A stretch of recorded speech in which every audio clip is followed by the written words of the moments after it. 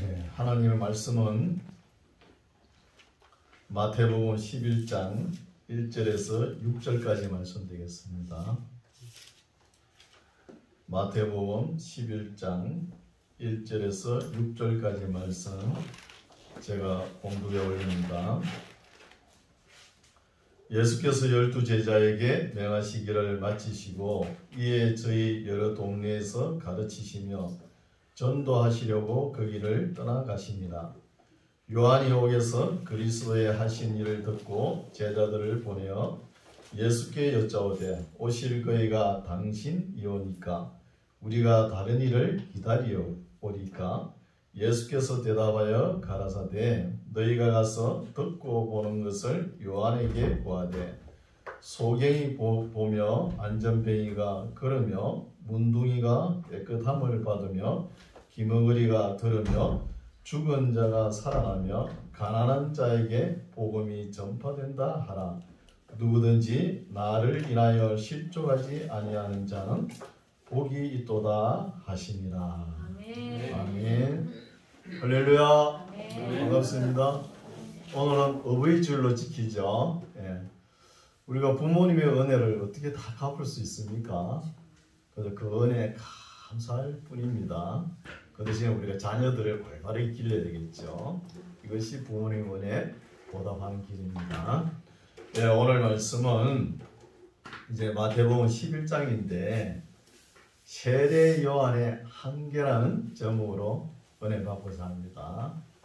지금 우리 예수님의 사역은 지금 점점 전진적으로 나아가죠. 그러나 세례 요한의 사역은 거의 다 끝난 거예요. 세례 요한이 회개하라 그러면서 그리고 헤롯을 로마 황제 헤롯을 질책하지요. 질책하면서 어디에 가 있습니까? 지금 옥에 가둬져 있는 거예요. 그래서 옥에서 생각을 해보는 거예요. 감옥에서. 세례 요한이 생각하기를 자기 믿음의 신앙에 해이가 온 거예요. 내가 믿고 따르는 저분이, 내가 소개한 저분이 진짜 오실 그이가 맞나? 메시아가 맞나? 이런 회의를 가지는 거예요. 여러분 신앙생활을 할 때 회의가 없었어요? 여러분 이거 다 한 번씩 겪어갈 거예요. 우리가 우주 만물을 창조하시고 철학적으로 이야기하면 제1원인 그것을 따져보면 하나님이 계시다는 것을 인정합니다. 하나님이 계시다는 것. 온 우주 만물을 창조하시고 스스로 자존자로 계시는 하나님은 인정하겠는데 그 젊은 사람, 이 예수님이라는 사람이 왜 나와서 그러냐 이거예요. 그리고 이런 의문점 안 가졌어요? 하나님 한 분만 계시면 되지 왜 젊은 그 따라 또 목순에 그 젊은 사람이 나와가지고 그런 거예요. 그래서 이것이 이 우리 신앙의 단계입니다. 이것이 지금 이 말씀이 기록될 때는 신약 성경 한 권도 기록되지 않았거든요. 그리고 성령도 몰라요. 성령이 어떻게 와요? 우리 예수님께서 성천하시고 오시잖아요. 그렇죠? 그래서 성령도 모르는 거예요. 신약 성경을 모르니까 오늘날 우리가 신약 성경을 알고 있어도 이렇게 회의가 오는데 이 세례 요한도 신앙에 문제가 있다는 거예요. 세례 요한 입장에서는 내가 예수님을 증거하고 오실 메시아라 그러면서 나는 그 힘들매도 들기 힘들다 하면서 예수님 믿고 그죠? 예수님 백으로 헤롯 보고 질책하지 않았습니까? 헤롯 하면서 회개하라. 그 헤롯 대왕이 잘못한 거 있죠.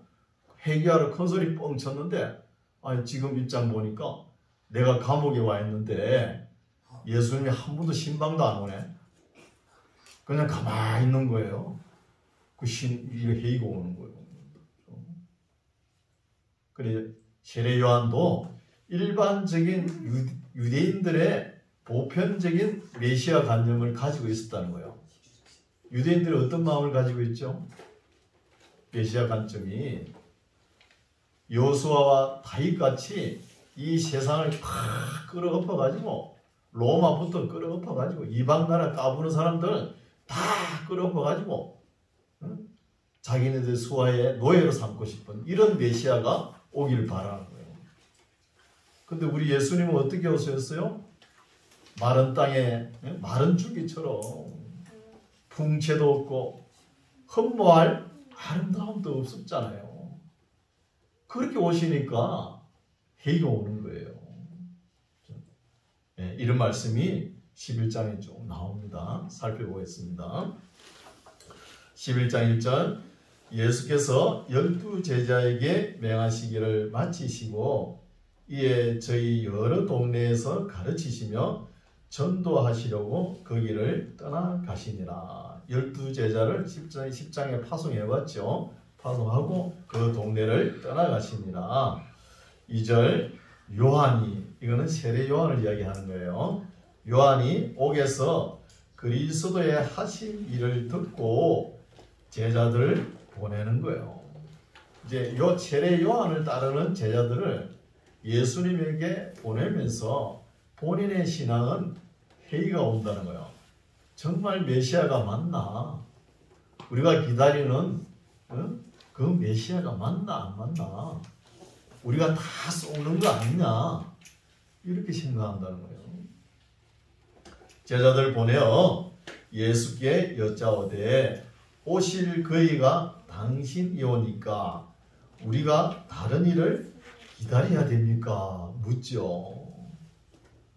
근데 세례 요한 입장에서는 많은 것을 바라고 기대했다는 거예요. 여호수아처럼 다윗처럼 어디로 가나 승승장구하고 전쟁에서 막 승리하고 이런 메시아 관념을 기대했다는 거예요. 그런데 그게 아니죠. 그러니까 신앙에 해이가 올 수 있다는 것입니다. 이렇게 이야기하니까 우리 예수님께서 내가 오실 그 이다 아니다 그렇게 대답도 안 하시죠. 그냥 넘어가는 거예요. 대답도 안 하십니다. 4절 예수께서 대답하여 가라사대 너희가 가서 누구에게 대답하죠? 세례 요한을 따른 제자들을 예수님께 보냈잖아요. 보내면서 오실 이가 그이냐 아니냐 너희들이 가보고 나한테 보고하라. 이런 내용이 들어있죠. 예수께서 대답하여 가라사대 너희가, 그러니까 세례 요한의 제자들이 예수님께 왔잖아요. 가지고 가서 듣고 보는 것을 요한에게 고하라는 거예요. 세례 요한에게 가르쳐 주라는 거예요. 내가 행한 것을 보고 듣고 그대로 세례 요한한테 보고하라는 거예요. 믿든지 말든지 알아서 하라는 것이죠. 5절 소경이 보며 안전뱅이가 걸으며 문둥이가 깨끗함을 받으며 기머거리가 들으며 죽은 자가 살아나며 가난한 자에게 복음이 전파된다 하라는 거예요. 다시 읽을게요. 5장 소경이 보며, 이런 말씀은 신약 성경에 왔어야 이런 말씀이 기록되는 거예요. 구약에는 이런 일이 없었잖아요. 소경이 눈을 뜨는 일이 있었습니까? 없었잖아요. 엘리야가 그렇게 능력을 행해도 850명 사람은 때려 죽였지만 이런 능력은 없었잖아요. 그렇죠? 소경이 보며 또 안전뱅이가 걸으며 문둥이가 깨끗함을 받으며, 문둥이가 깨끗함을 받은 건 한 번 있었죠. 나아만 장군. 그 문둥병이 나았는데 누가 뒤집었어요? 그 수하에 있는 게하시가 뒤집었었죠. 그러니까 본전이죠. 뭐. 게하시가 뒤집었었으니까. 문둥이가 깨끗함을 받으며 기머거리가 들으며 죽은 자가 살아나며, 우리가 조금 지난주 읽었죠. 야이로 해당, 그죠? 해당장에, 그죠? 딸이 죽었다가 살아나며 또 가난한 자에게 복음이 전파된다 하라는 거예요. 참 이건 복음 중에 복음이죠. 가난한 자에게 복음이 전파된다는 거예요. 그럼 부자는 어려움을 잘 몰라요. 어려움을 모르니까 어려운 사정에 있는 사람을 이해를 못한다니까요. 이해를. 가난해봐야 그 어려움을 이해하죠. 그렇죠? 그래서 우리가 인생길에서 맨날 맑은 날만 기대하죠. 햇빛이 쨍쨍한 거, 맑은 날만. 여러분, 맑은 날만 있어 보시오. 사막이 됩니다. 사막이. 때로는 인생이 우여곡절이 있어야 되는 거예요. 비도 오고, 그렇죠? 구름도 끼고 이렇잖아요. 그래야 되는 거예요. 또 우리에게 하나님께서 왜 질병을 주셨나? 또 병을 주셨나? 이것도 의문이죠. 전지전능하신 하나님께서 우리 질병 없앨 수 있어요, 없어요? 병 안 걸리게 할 수 있잖아요. 그래도 왜 병에 걸리게 하느냐는 거예요. 이거는 교만하지 말라는 거예요. 사람인 줄 알아라는 거예요. 사람인 줄 알아라. 우리가 병에 걸려가지고 우리가 일생에 딱 한 번은 병에 걸리고 안 낫죠. 안 낫기 때문에 죽잖아요. 죽음을 통해서 하나님이 계시다는 것을 알고 아, 내가 사람이구나 하는 것을 깨닫는 거예요. 이런 것을 알 수 있죠.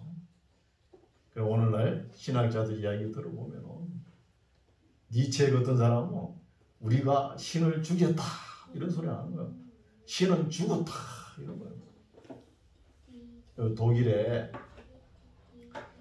헤겔이라는 철학자 또 신학자 유명하죠. 이분이 우리 인생길은 정이 있고 반이 있다는 거예요. 정이 있고 반이 있다는 거죠. 정이 밀고 땡기고 또 가만히 있다가 또 반이 밀고 땡기고 하다가 나중에는 합을 이룬다는 거예요. 이게 뭐예요? 그 유명한 해결의 변정법이잖아요. 합을 이루면서 역사는 끊임없이 진보한다는 거예요. 말은 맞죠? 이걸 또 신학적으로 어떻게 하냐 하면요. 선하신 하나님 영은 그죠? 우리 육체 사람 그죠? 육체 사람하고 너무 머니까 도저히 만날 수가 없어요. 만날 수가 없으니까 영이신 하나님께서 사람이 되어 오셨다는 거예요. 말이 맞아요? 안 맞아요? 맞죠? 사람이 되어 오셨은 거예요. 되어 오셔가지고 우리 인간의 죄를 다 구속하시고 십자가를 지시고 돌아가셨다는 거예요. 그 후에 성령이 우리에게 내주하죠. 성령이 내주하지 않습니까? 그리고 우리에게 성령이 있으니까 우리가 신이다는 거예요. 이게 뭐예요? 뉴 에이지 사상입니다. 여러분 인도에 가보세요. 소도 신이고 개도 신이고 말도 신이에요. 해도 신이고 불도 신이고 하늘도 신이고 뭐 새벽도 신이고 뭐 새벽의 신 우사서 뭐 이랬었잖아요. 광명의 신 뭐 미르타 이런 소리가 나오잖아요. 그러면서 오늘날은 우리가 영상으로 많이 보잖아요. 판타지 영화 보세요.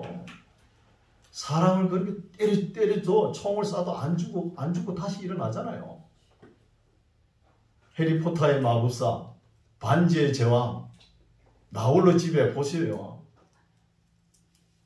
총을 쏘가지고 죽이는데도 다시 또 일어나잖아요. 죽지 않는다는 거예요. 이것을 볼 수 있죠. 그러면서 우리가 창세기에 보면은 생명나무에 열리는 생명실과를 따먹지 못하게 하나님께서 화영금으로 부르셨다는 말씀이 있잖아요. 여러분 죄인 주제에 그 생명나무에 열리는 생명나무 과일을 먹고 영생할까봐 그게 못 들어오게끔 화영금으로 지키지 않았습니까? 그래요.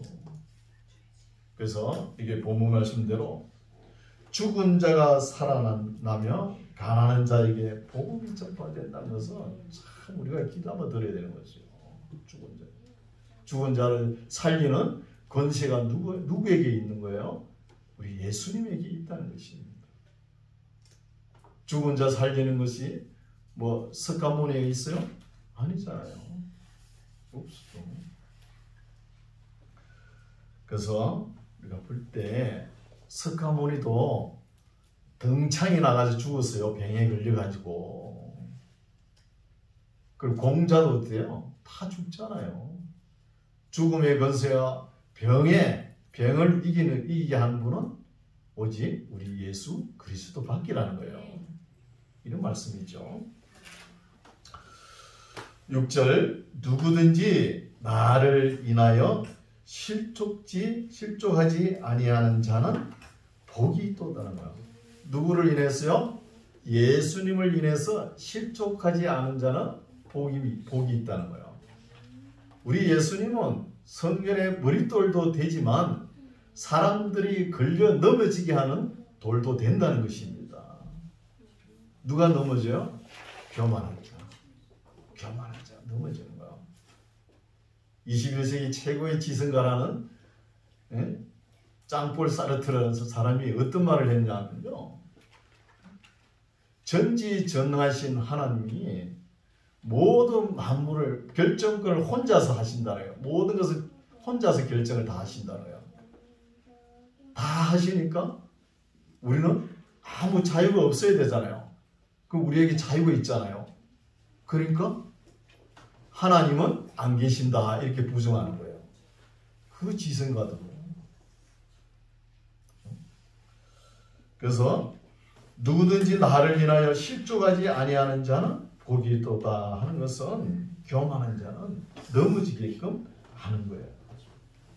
여기에서 우리가 깨달은 것은 세례 요한의 한계를 이제 깨닫는 것이죠. 세례 요한 신앙도 보면 해이가 오니까 다시 제자들을 보내가 묻지 않습니까? 그러니까 예수님께서 하시는 일을 네가 보고 들은 대로 보고 하라는 거예요. 일러주고 믿든지 말든지 알아서 하라는 것이죠. 세례 요한의 입장에서는 내가 예수님을 위해서 감옥에 와 있는데 말이야.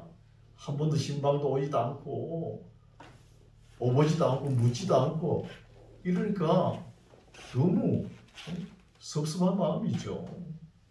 그게 세례 요한의 한계라는 거예요. 세례 요한의 사역은 거기서 끝나는 거예요. 그렇죠? 그래서 아무리 세례 요한도 그죠?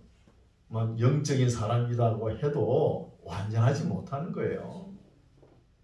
이게 마태복음을 기록한 마태도 완전하지 못하는 것이죠. 그리고 모세도 보십시오. 율법서를 기록한 모세는 뭐 완전합니까? 실수하잖아요. 바울도 그렇잖아요. 요한도 마찬가지고요. 그렇죠? 구약에 나오는 인물, 선지자 이런 분들을 통해서 뭘 알아내는 거예요? 이런 분들이 기록한 말씀을 통해 가지고 하나님의 심정을 알아내는 거예요. 완전하지는 못하지만 이런 말씀이 내포되어 있죠. 6절 누구든지 나를 인하여 실족하지 아니하는 자는 복이 있도다 하시니라. 저희가 떠나면 누구죠? 저희가 세례 요한의 제자들이 보고 떠나면 예수께서 우리에게 요한에 대하여 세례 요한에 대하여 말씀하시되 너희가 무엇을 보려고 광야에 나갔더냐? 바람에 흔들리는 갈대를 보러 갔느냐? 그러면 너희가 무엇을 보려고 나갔더냐? 부드러운 옷 입은 사람이냐? 부드러운 옷을 입은 자들은 왕궁에 있지 않느냐? 그러면 너희가 어찌하여 나갔더냐? 선지자를 보려더냐? 옳다. 내가 너희에게 이르노니 선지자보다도 나은 자니라 하는 거야. 누가? 세례 요한을 평가하는 것이죠. 선지자 중에 제일 크다고 인정하는 거예요. 예수님께서. 모세 시대부터 말라기까지 1000년입니다. 1000년의 시간이 지나가지만 많은 연자 선지자를 보냈잖아요.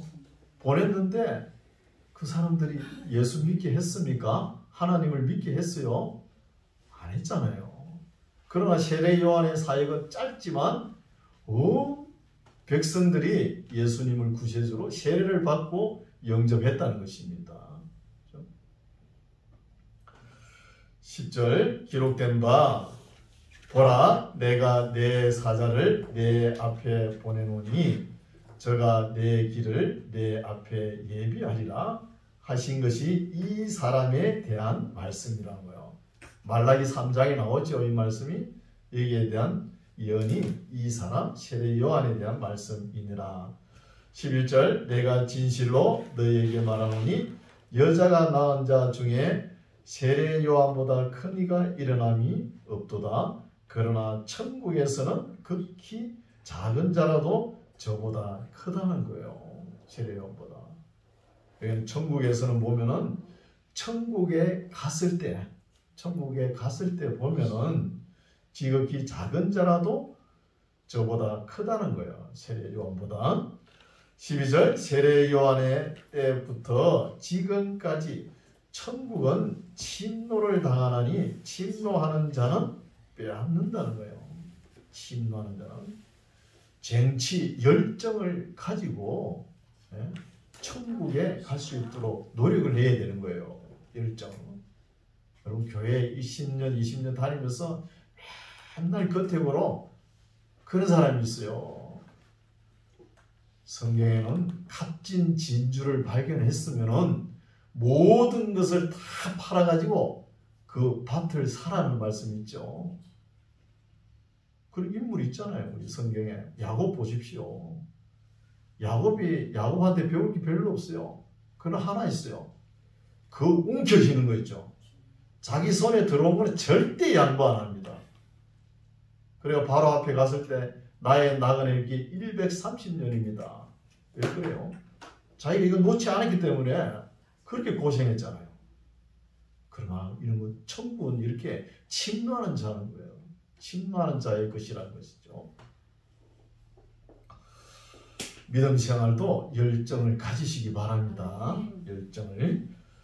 13절 모든 선지자와 및 율법에 예언한 것이 요한까지니 세례 요한까지니 만일 너희가 절겨 받을진대 오리라 한 엘리야가 곧 이 사람이라고요.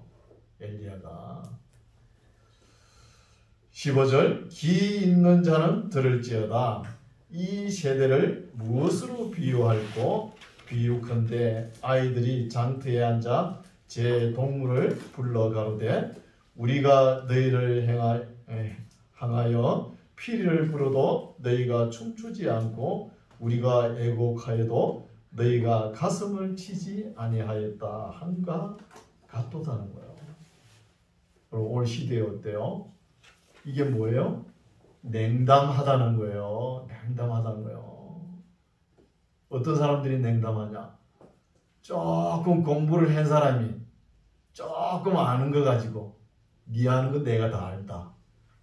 이렇게 생각하는 거예요. 오늘 나는 어른도 없는 거예요. 지도자도 없는 거예요. 이런 시대가 우리가 살아가는 거예요. 그리고 과학을 조금 공부했다고 그 초등학생인데 그래가지고 냉담하다는 거예요. 참 이런 것도 우리가 생각해 봐야 되겠죠. 배가 불러서 그래요. 배가 불러서 아쉬운 거 없고 이러면은 냉담합니다. 뭐 부족한 게 없는데 뭘 그래 바라겠어요. 그래서 복음은 청상 가난한 자에게 임하는 거예요. 가난한 자에게 복음이 전파되는 거예요. 가난한 자에게. 18절 요한이 와서 먹지도 않고 마시지도 아니하며 저희가 말하기를 귀신이 들렸다 한다는 거예요. 아주 싸구려 평가를 하죠. 19절 인자는 또 예수님은 어떻게 평가하냐. 인자는 와서 먹고 마시네 말하기를 보라 먹기를 탐하고 포도주를 즐기는 사람이요 세리와 죄인의 친구로다 하는 거예요. 이 소리는 누가 하느냐? 그 시대 종교 지도자들이 예수님을 비아냥거리는 소리죠. 하니 지혜는 그 행한 일로 인하여 옳다함을 얻는다는 거예요. 값싸게 평가를 받아도 그 시대에 유대인들의 갔으면은 선한 양심에는 예수님의 하신 일을 이미 마음에 담아 놓는 거예요. 우리 예수님이 뭐 원고를 써가지고 책을 쓴 일이 있어요? 거룩하게 삶을 살아가니까 다른 사람들이 책을 쓰지 않습니까? 그 시대의 선한 양심 가슴에 심어주는 거예요. 심어주는 것이잖아요. 20절 예수께서 권능을 가장 많이 베푸신 고을들이 회개치 아니하므로 그때에 책망하신다는 거예요. 이런 말씀 우리가 잘 들어야 되겠죠. 예수님 시대에 그렇게 표적과 기적과 이사를 행했는데 예수님께서 왜 책망을 하실까요? 나오죠. 21절 화가 있을진저 고라시는 어디냐 하면은 가버나움에 4km 떨어진 지역이에요. 우리 예수님의 선교 본부가 어디 있죠? 가버나움이거든요. 갈릴리 호수 북쪽 4km 지점에 있는 고라시나 화가 있을진저 베세다야 너희에게서 행한 모든 권능을 두로와 시돈에서 행하였다면 저희가 벌써 베옷을 입고 제에 앉아 회개하였으리라 하는 거예요. 이 말은 뭐예요? 예수님께서 그렇게 기적을 행하고 해도 예수님을 믿지 않았다는 거예요. 기적만 보고 굿이나 보고 떡이나 먹었지. 여기에 두로는 상당히 교만했죠. 에스겔서 26장 28장 보면 너무 교만해가지고 헬라 제국 알렉산더가 이 두로 때문에 너무 골치를 앓았죠. 내가 헬라 본토부터 땅을 막아가지고 두로가 그때 섬이었거든요. 땅을 막아가지고 내 두로를 점령하고 말겠다 그러잖아요. 결코는 점령했죠. 알렉산더가. 그 두로와 시돈 사치와 교만을 지적하는 거예요. 사치와 교만. 두로와 시돈에서 행하였다면 저희가 벌써 베옷을 입고 제에 앉아 회개하였으리라. 내가 너희에게 이르노니 심판날에 두로와 시돈이 너희는 누구죠? 고라신과 베세다. 베세다보다 견디기 쉽다는 거예요. 고라신과 베세다보다 더 견디기 쉽다는 것이죠. 이 말은 무슨 말입니까? 지금 고라신과 베세다가 예수님께서 그렇게 기적을 행했는데도 하나님을 예수님을 믿지 않았다는 것입니다. 따르지 않았다는 얘기예요. 23절 또 가버나움은 선교 본부가 있는 곳이죠. 이 가버나움이 또 교만하죠. 가버나움아 너가 하늘에까지 높아지겠느냐 음부에까지 낮아지랴. 너에게서 행한 모든 권능을 소돔에서 행하였다면 그 성이 오늘날까지 있었으리라. 내가 너희에게 이르노니 심판날에 소돔 땅이 너보다 견디기 쉬우리라 하시니라고. 예수님께서 선교 본부를 정한 가버나움도 너무 교만해가지고 얼마나 교만한지 예수님을 마음으로 영접하지 않았다는 것이죠. 그래서 예수님께서 여기에 고라신과 베세다, 가버나움을 딱 이렇게 한 번 저주를 했는데 여러분 오늘날 성지순례 가보세요. 여기는 꼭 들리거든요. 가보면 아무것도 없어요. 텅텅 비어 있습니다. 왜 이럴까요? 여러분 믿음에 문제가 있다는 거예요. 믿음의 문제. 표적과 기사와 이적을 행할 때는 하나님의 말씀을 인격적으로 믿지 않았기 때문에 예수님께서 표적을 보여주는 거예요. 표적을 보여주면서 이래도 안 믿을래. 이거잖아요. 그렇게 표적을 본 고라신, 베세다, 가버나움이 이렇게 오늘날 성지순례 가면은 텅텅 비어 있는 거예요. 오히려 예수님의 어린 시절을 보낸 나사렛은 그렇게 번성하는 거예요. 지금 성지순례 가면 여러분, 표적과 기적이 일어나는 거 어떻게 할 수 없지만, 그럼 우리의 믿음은 말씀을 인격적으로 받아들여야 된다는 거예요. 받아들이시기 바랍니다. 25절, 그때에 예수께서 대답하여 가라사대. 첫째, 이 말씀은 우리가 좀 깊이 있게 읽어야 되겠죠. 다시 읽을게요. 그때에 예수께서 대답하여 가라사대. 그때가 바로 앞에 고라시 베세다를 질책할 때, 그때에 예수님께서 대답하여 가라사대. 누구와 대화를 하는 거예요? 예수님께서. 아마 이 말씀은 하나님과 예수님과 대화가 아니냐, 이렇게 볼 수 있죠. 가라사대. 그러면서 예수님께서 대답을 하시는 거예요. 하나님 앞에 대답하여 가라사대. 천지의 주제이신 아버지여, 이것이 뭐죠? 하나님의 나라, 나라를 지혜롭고 설교 있는 자들에게는 숨기시고 어린아이들에게는 나타내심을 감사하나이다는 거예요. 어린아이. 여기서 어린아이라 그래야 했다고 해서 육체적으로 어리다는 그게 아니에요. 어진 백성,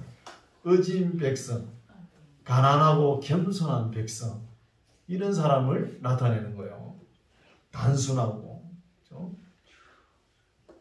지금 베세다, 고라신, 가버나움이 얼마나 교만합니까?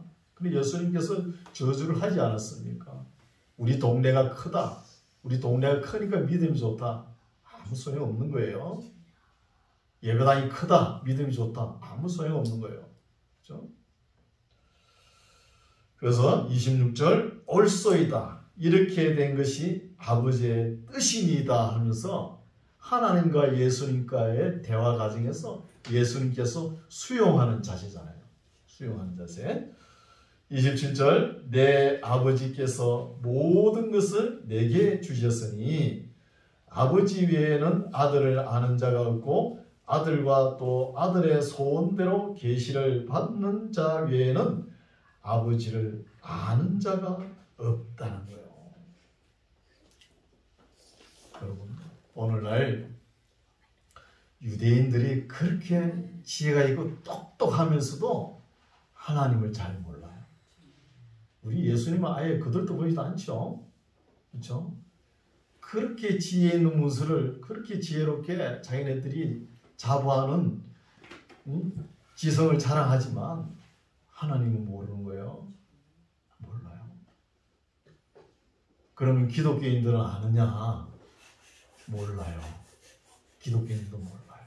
왜 모를까요? 목사가 안 가르치니까, 신학자가 바르게 안 가르치니까 모르는 거예요.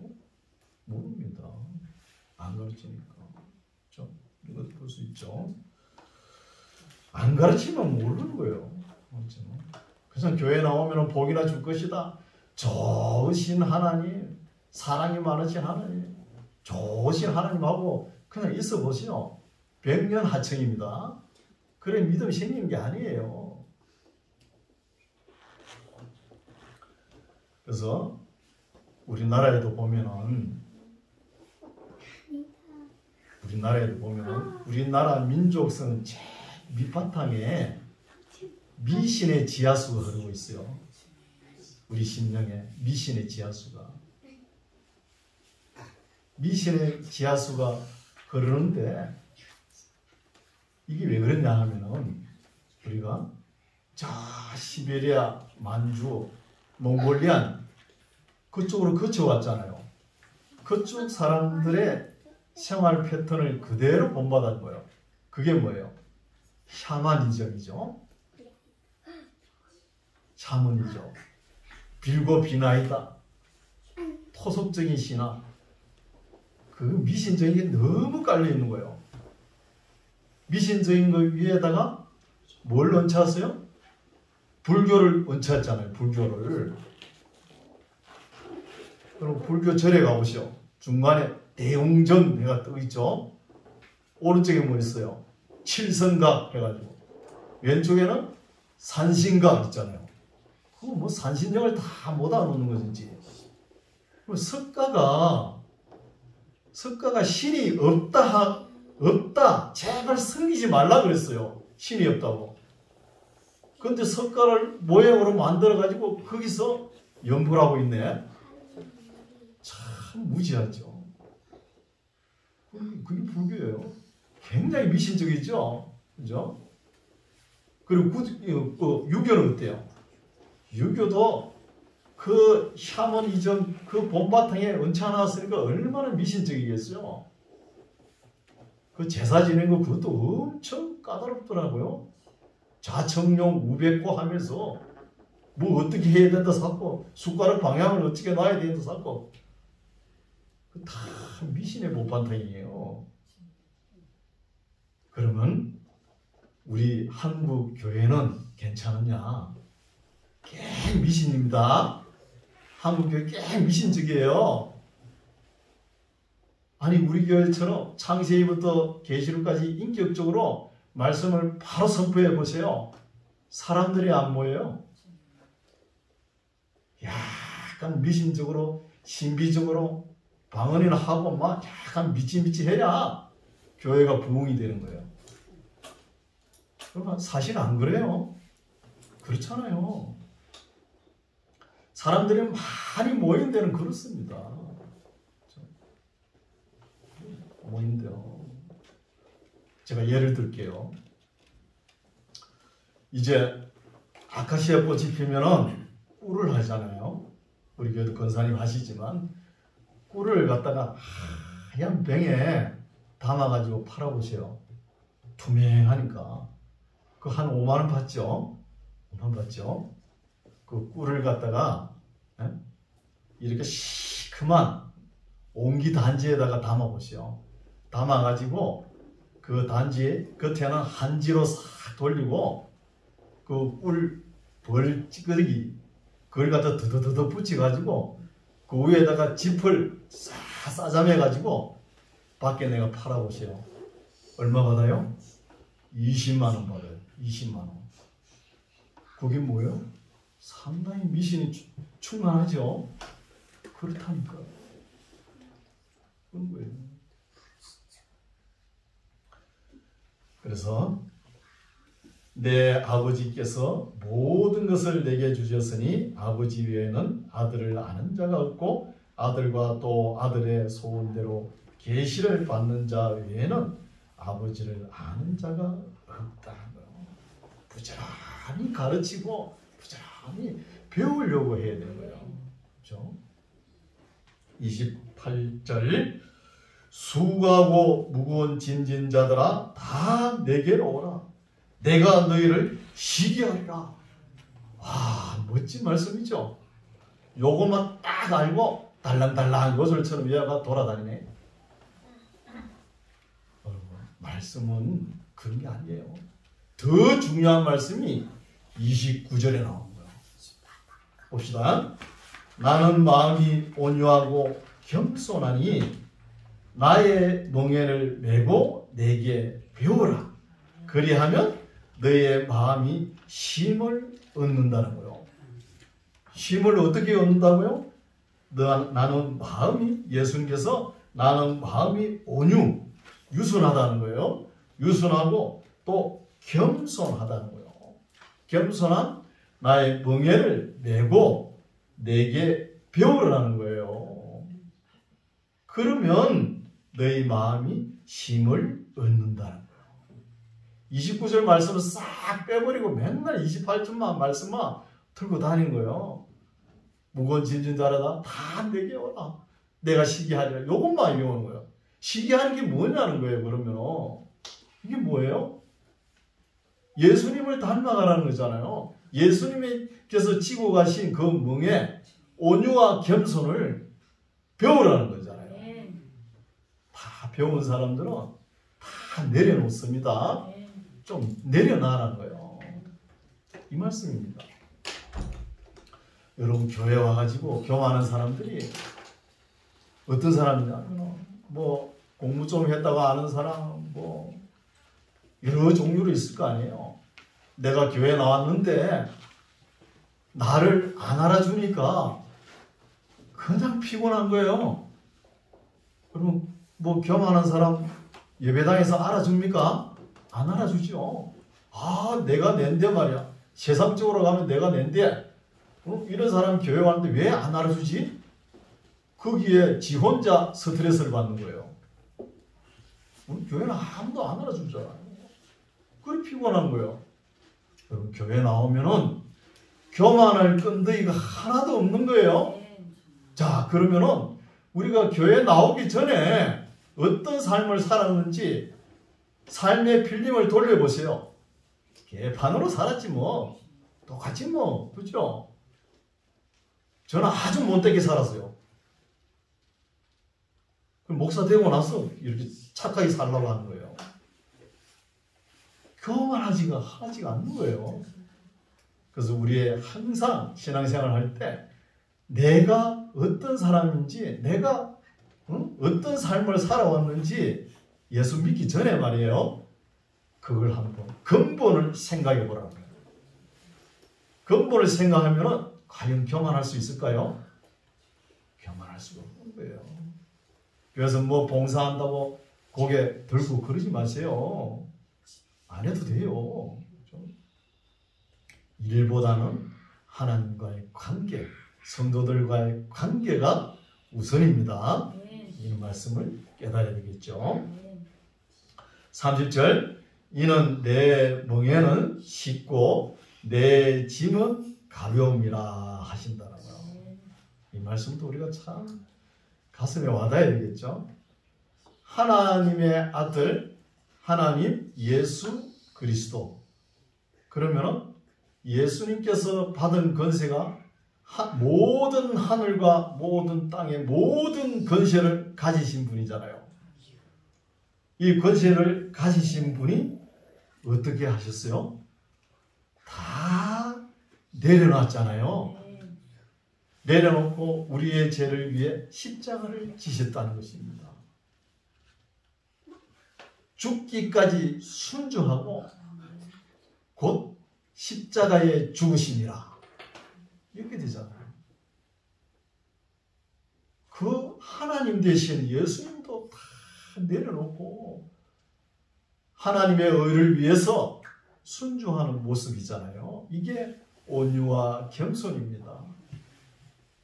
여러분 삶을 살아갈 때 내 뜻대로 안 돼. 왜 이리 만사가 꼬여서 성질대로 한번 해보세요. 그게 더 꼬입니다. 다 내려놓으세요. 주님을 따라가는 모습이 이런 모습이어야 돼요.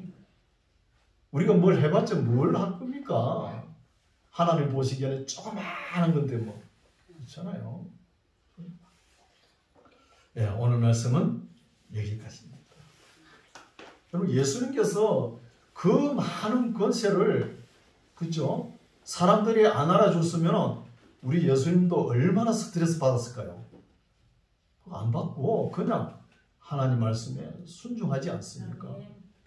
십자가 지실 때 아버지여 이 잔이 지나가게 하옵소서 해놓고 하나님께서 뭐 대답을 해주셨어요? 그냥 말씀이 없었잖아요. 하나님께서. 그럼 나중에 예수님께서 아버지의 뜻대로 하옵소서 순종하지 않습니까? 우리가 예수님을 닮아가야 돼요. 그래서 온유와 겸손의 멍에를 메고 예수님 말씀에 순종하면서 배워가는 삶을 살아가는 저와 여러분 되시기 바랍니다. 기도하겠습니다. 하나님 아버지, 오늘은 세례 요한을 만나고 예수님께서 하신 말씀을 들었습니다.